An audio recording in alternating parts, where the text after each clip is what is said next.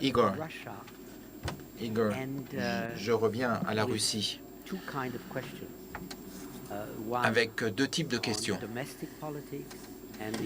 Tout d'abord, la politique intérieure et après la politique étrangère. Lors du renouveau arabe et du printemps arabe, un spécialiste reconnu a établi une comparaison avec 1953 en Union soviétique, disant « Je ne sais pas ce qui va se passer, mais en 1953, il y a un homme qui est arrivé à maturité, et son nom, c'était Mikhail Gorbatchev. Et 30 ans après sa naissance, il a entrepris la perestroïka. Donc, la période après la mort de Staline est cette période qui l'a beaucoup impressionné et il a décidé d'avoir un rôle positif ou négatif. Les historiens devront encore juger là-dessus. Lorsque vous regardez les images de Moscou de hier, ce qui me frappe, c'est le sens de la responsabilité des manifestants qui, les médias et les autres font une comparaison erronée avec Tahrir Square et la place Tahrir, qui est totalement artificielle, mais qui en même temps, et c'est peut-être ma perception et mon lien avec 53, je crois qu'il y a quelque chose qui s'est passé durant ces 2 derniers jours qui m'a l'air d'être un tournant dans l'histoire contemporaine de la Russie. Donc ma question, est-ce que vous avez un commentaire là-dessus, sur cette perception qui est très personnelle? Deuxièmement, par rapport aux priorités de la Russie, lorsque vous regardez le développement de la stratégie russe, on a l'impression qu'il y a une obsession en Russie, et c'est la Chine, et qu'en réalité, vous essayez de vous construire un filet de protection par rapport à la croissance et montée en puissance de la Chine. Et si je pouvais me permettre une troisième question, je ne comprends toujours pas l'attitude de la Russie par rapport à la Syrie durant ces dernières semaines. Ça a l'air quand même comme si le régime syrien allait tomber, que ce soit dans le sang, bon, beaucoup de sang ou sans sang. Donc, quelle est votre perception du calcul de la Russie? Amar Moussa, mon bon ami, qui a parlé il y a 2 jours, a dit qu'il n'aimait pas la définition du printemps arabe, le mot et le terme. Et j'aime pas non plus donc l'hiver russe. Chacun a son histoire et son développement. Et je peux dire la même chose avec la situation actuelle et la comparaison avec 53, 85. C'est des situations complètement différentes et des attitudes complètement différentes de la population.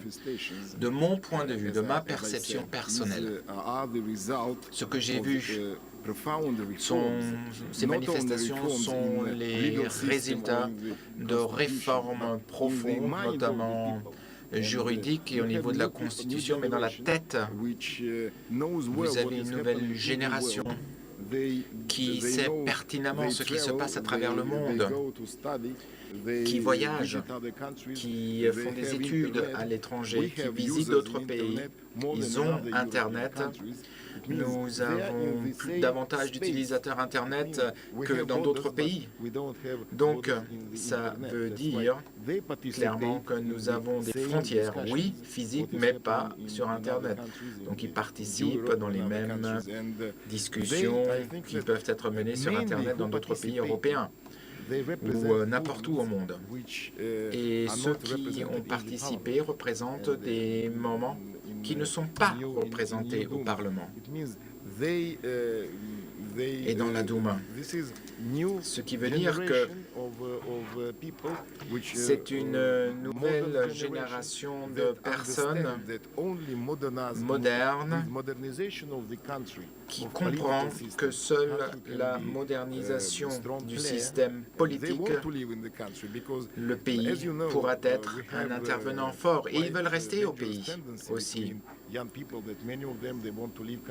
Nous avons les jeunes qui veulent vivre à l'étranger et puis quitter le pays, que ce soit en Europe ou aux États-Unis d'Amérique. Ça, c'est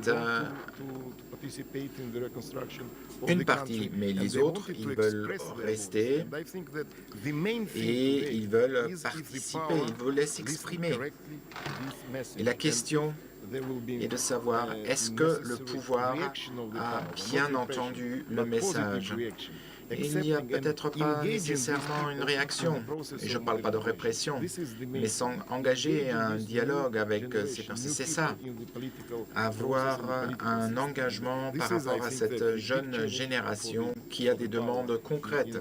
Ça, c'est le grand changement pour le pouvoir. Si nous y parvenons, nous aurons un développement fort des institutions parce que ça nous a montré qu'ils veulent participer dans le développement politique et sociétal. Ils ont des leaders qui savent bien s'exprimer aussi. En ce qui concerne la politique étrangère, lorsque vous parlez de l'intégration européenne, vous parlez uniquement du Royaume-Uni, Yoshka. Vous en rappelez, nous avons parlé d'une intégration forte entre l'Europe et la Russie, et l'Allemagne, la France et moi-même. Nous avons participé à ce genre de discussion il y a 10-12 ans. Et nous savons que l'avenir, c'est l'intégration.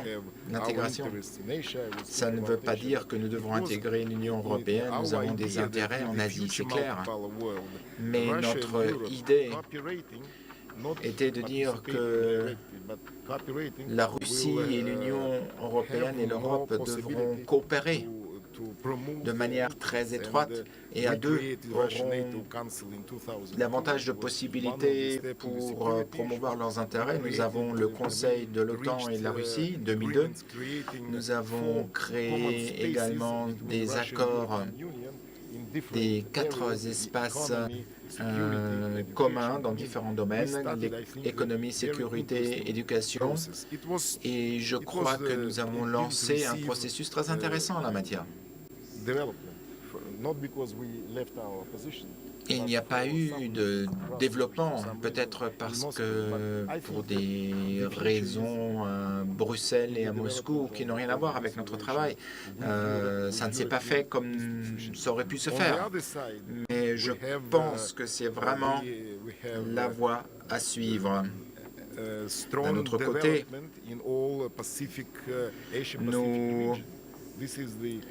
nous avons un développement très fort dans la région Asie-Pacifique. Pour les prochaines décennies, ce sera l'avenir, la situation à suivre. Et il est très très important de développer non seulement les relations avec ces pays, mais il est également important pour le développement de la partie asiatique de la Russie. Pour développer la Sibérie et autres, nous avons une population très faible, beaucoup de ressources, mais nous n'avons pas les ressources pour pouvoir vraiment utiliser nos matières premières. Donc nous devons développer non seulement nos relations avec la Corée du Sud, l'Inde, la Chine, mais d'impliquer ces partenaires dans le développement des ressources que nous avons. Avec la Chine, vous avez peut-être écouté également les spéculations en matière de sécurité d'un certain nombre de personnes. Je ne suis pas pour une telle position. Avec la Chine, nous avons des négociations sur les frontières. Nous avons une organisation de Shanghai. Ce n'était pas pour gagner quelque chose directement. C'était une question vraiment de notre accord sur la frontière avec les anciennes républiques de l'Union soviétique. Et c'était ça en fait. Les BRICS, je ne suis pas très optimiste pour eux, du tout. Ces organisations G20 ou les BRICS, les instances juridiques ne fonctionnent pas. Nous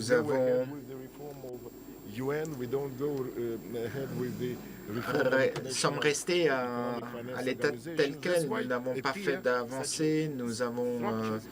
C'est ça le problème. Et c'est pour ça que vous avez de nouvelles structures qui apparaissent et qu'en fait, elles n'ont aucune autorité juridique. Donc, je ne sais pas combien de temps cela va exister, ces structures. 10, 20 ans, mais si nous avons des institutions internationales fortes, alors il y aura beaucoup moins de besoin pour ces structures informelles, que ce soit le G20 ou les BRICS. Et je pense que nous aurons là beaucoup de possibilités pour les relations avec la Russie. Mais pour la Russie, la question est, pouvons-nous continuer avec notre modernisation intérieure, notre modernisation de l'économie? Pouvons-nous nous rendre pas uniquement dépendants du gaz et du pétrole, mais également de la haute technologie et d'autres domaines de l'industrie, de manière à avoir un rôle constructif et actif? Parce que vous ne pouvez pas uniquement vous baser sur les matières premières et un arsenal nucléaire. Ça ne suffit pas à l'avenir. Et sur la Syrie. Oui, la Syrie, j'y arrive, j'ai pas oublié. Mais je vais vous dire, à mon avis, que ce qui se passe actuellement en Syrie doit être géré entre le gouvernement et l'opposition syrienne. La position russe, qui n'est peut-être pas bien comprise, c'est de ne pas répéter le précédent libyen. On peut parler de ce qui s'est passé en Libye. Je ne pense pas que ce soit nécessaire, parce que nous avons expliqué notre position de manière officielle. Mais s'il y a une répétition du précédent libyen en Syrie, ce serait dramatique. C'est ce que nous souhaitons éviter. Et nous ne souhaitons pas bloquer le dialogue entre le gouvernement et l'opposition. Au contraire, on le pousse et on travaille avec l'opposition et le gouvernement, l'opposition interne et externe, de manière à ce que ce dialogue prenne, mais sans utiliser pour cela les institutions internationales comme le Conseil de sécurité pour justifier une ingérence externe dans les affaires intérieures. Merci. Robert.